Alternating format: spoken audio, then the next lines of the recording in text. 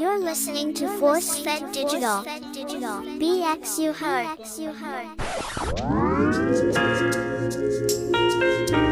Hello, what up though? Welcome to another edition of The Art of Bounce in conjunction with Force Fed Digital and the United Ronin Networks. I am Ralph Anthony Garcia, also known as R4, and I'm here to sing the praises of these friends and neighbors, fellow men and women in black, as well as anyone else who was ever a guard or officer of any type. This is your podcast. Main objective, safety and security. Be sure to catch The Art of Bounce wherever you listen to your favorite podcasts, whether it's Spotify, Amazon, Apple, and YouTube, just to name a few, dude. So let's go to Times Square, Chapter 3, 2008, Lord Rey Rey's. Let's listen in.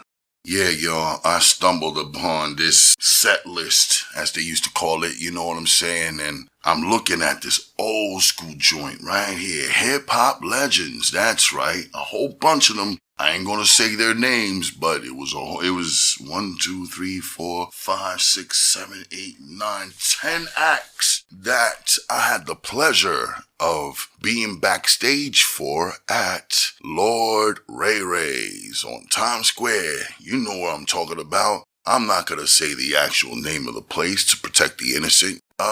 Now being in this building, I mean, this edifice was huge, bro. I'm talking about it goes at least half the block, maybe even the entire block in this edifice, in this huge building, because it contained the ice cream shop. It contained our joint, Lord Rey Rey's, with its restaurant within it. I think it is Little Lord Rey Rey's, so it makes sense of that, what you will. But you got that. And you move down, and within this very edifice, downstairs in this building, keep going down, and you are underneath the movie theater, and you keep walking down that. You're actually walking through this huge back way, walking.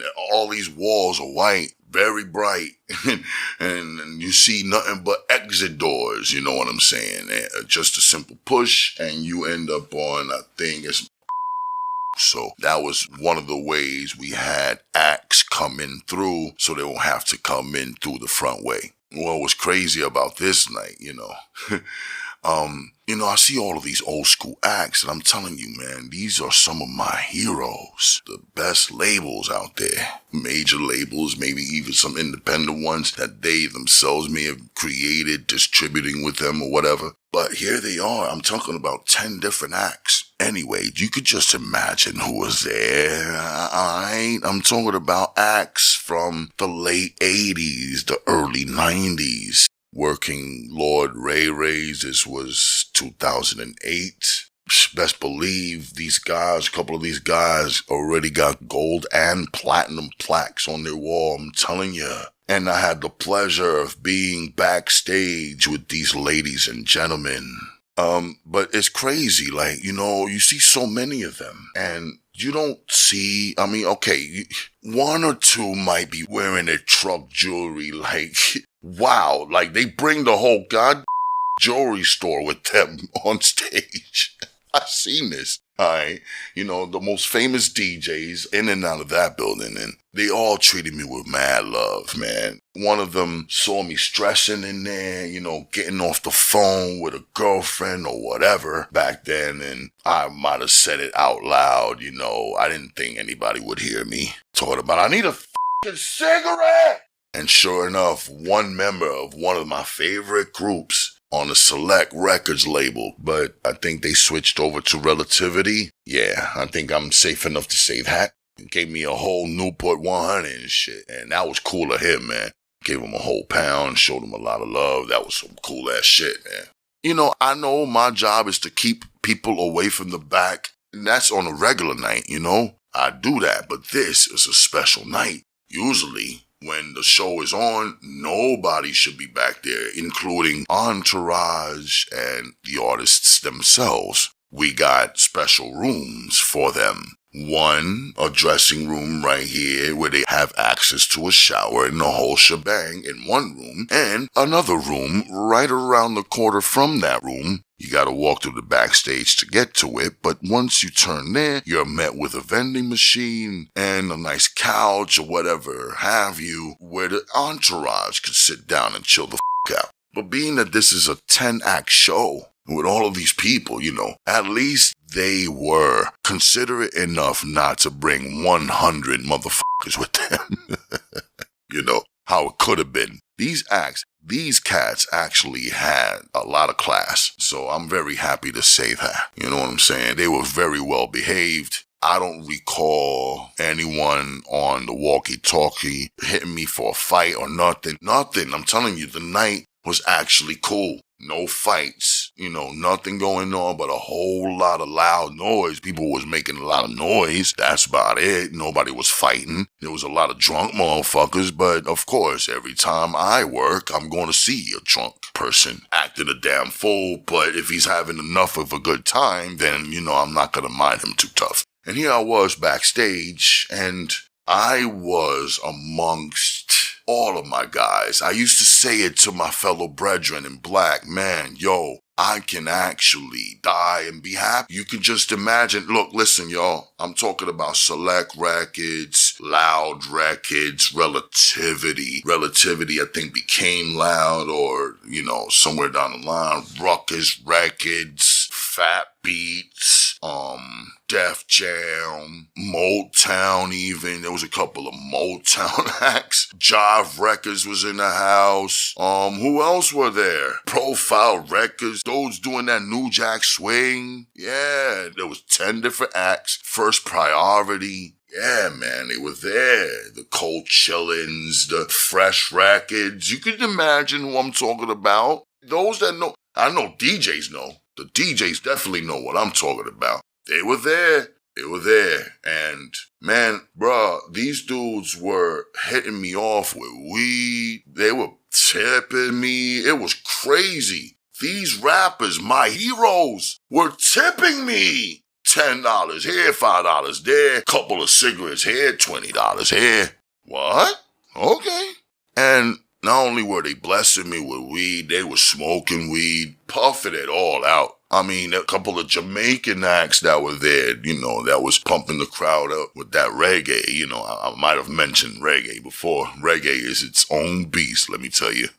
With all of those delicious women outside over there and Lord Rey Rey's, man, they were in the house too. And, the dudes that were lucky enough to party with them, oh my God, all of them had a real good time. Yeah, nobody was fighting, everybody getting along, it was all a good vibe. 10 of the best acts ever, but I had to wonder, why the hell? I mean, what are these cats doing here, in such a small place? They should be out all around the country, and then come to find out, that was the plan, because quite frankly, I did ask one of them, what's the deal? Is this some sort of anniversary or something? There's so many of y'all here. What's good? And then he answered me. He said, look, not for nothing, man.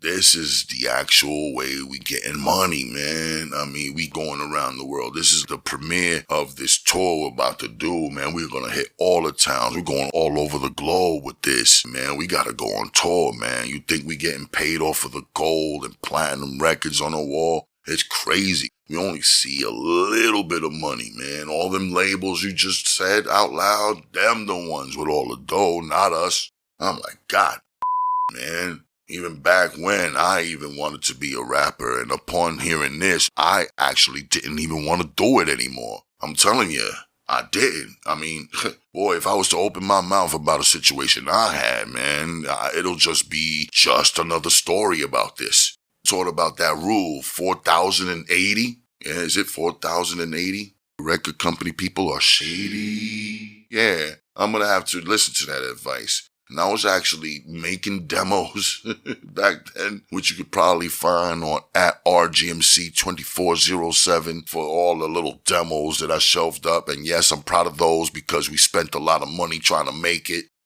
Damn it. And for us to just say, nah, man, we're walking away from this rap shit. It's just too much. And as you can see, the end result of that. I'm not about to help these executives get richer while watching my mans and them among the people I spoke to backstage about what they're really going through in this business. It's very disheartening. You know what I'm saying? And I don't want to say too much. I think I said it all. I don't think I want to say any more about this. I will tell you, however, one story. Yeah, man, a major rapper, a major platinum rapper was seen, right? He got off stage. He blew the house down. He got off stage, there I am escorting him, walking him to the dressing room. And there was a bevy of ladies waiting on him. And what am I going to do? The dude that was supposed to hold down the front of the backstage wasn't there to help me for whatever reason. I don't know what. But it was cool. Again, everybody was all right, behaving themselves. No one was misbehaving, at least not too tough. A couple of horny girls, they get close enough to this rapper. A lot of beautiful women, but for some odd reason, this dude picks the ugliest one out of them all. I don't know why. It was surreal. He had at least 10 girls waiting, just wanting to be with him. And here he goes, picks the ugliest chick out of all of them, and waltzes her directly into his dressing room. I watched in disbelief as I told the girls, hey ladies, y'all saw what it is. Let's take it back outside. Excuse me, sir. As I said to the partner that was supposed to hold me down up in front of the backstage area, I finally seen him, so I tell him, come get these girls. All right. Thank you. All right. Goodbye, ladies. Bye-bye. Sorry. And then he could have easily walked away with at least 3 of them, you know what I mean? They were there, willing, such beautiful, gorgeous women. I don't mean to be disrespectful, but that was some unbelievable shit. Word. But needless to say, I had a really good time amongst my favorite rappers. And, man, what more can I say about Lord Rey Rey's? Well, Lord Rey Rey's was definitely a bevy of some real good times as well as some real bad times. Now, I say bad times because this is the part where I gotta say, how many folks did I ever meet backstage? I met the plenty lot. I met American Idol winners. I'm talking about slow jam artists, R&B artists from the 80s and 90s, and we all owned their records. I had the nerve to be escorting these people. Heroes, icons. Yes, they were there. I remember one comedian guy who turned actor in one of my favorite movies, beloved hood movies. He was a major player. And, it was crazy as I was talking to him, getting to know this cat, walkie-talkie goes off. And just like a cartoon character, go right to the spot, prevent somebody from smashing some other bastard in the head with a damn bottle. It was crazy. When I came zipping back, it was too bad homie wasn't there to talk with me anymore. So there's that. I actually wanted an autograph. Too bad I wasn't going to get that. But again, I'm not there to be starstruck. Admittedly, I was. I'm telling you. Y'all know what I mean. So, damn, we're talking Times Square, man. I know those in charge of that line. Now, judging from what I see out there, and folks on that mic talk about what's count, 1,000. What?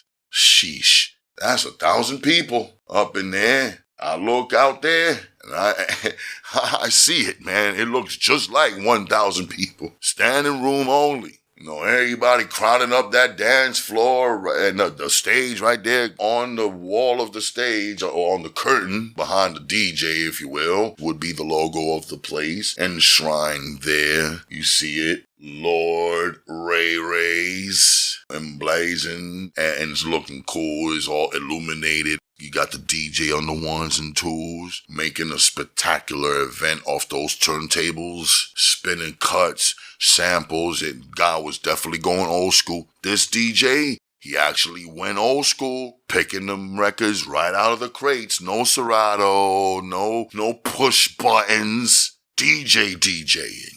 Yeah. Of course, I'm backstage. I'm in a nice spot, and I guess I'm cool back there. But I know the guys that be outside, man, I know they making money.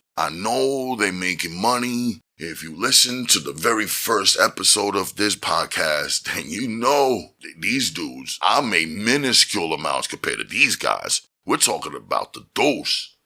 Man, I had to let that one out. I know they made money.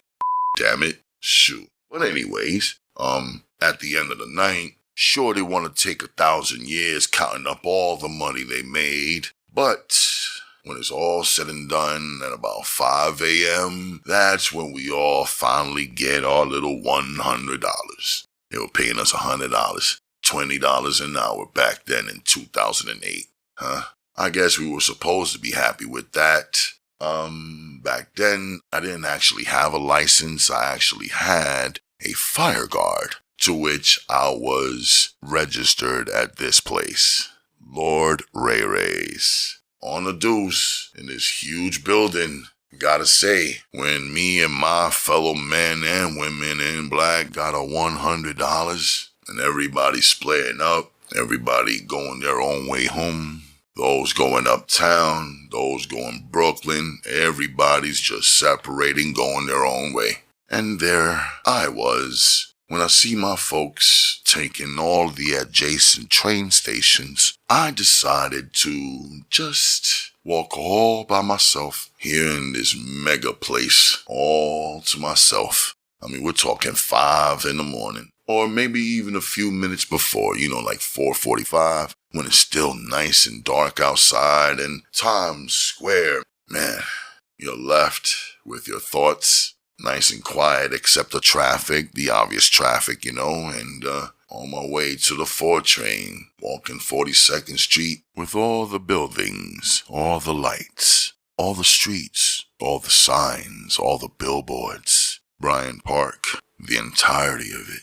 the New York Public Library, the main Midtown building with all of this adornments, such a beautiful building, and there I was, walking amongst it as if I owned it all. The only one walking the streets. I gotta tell y'all, ladies and gentlemen, I enjoy this walk.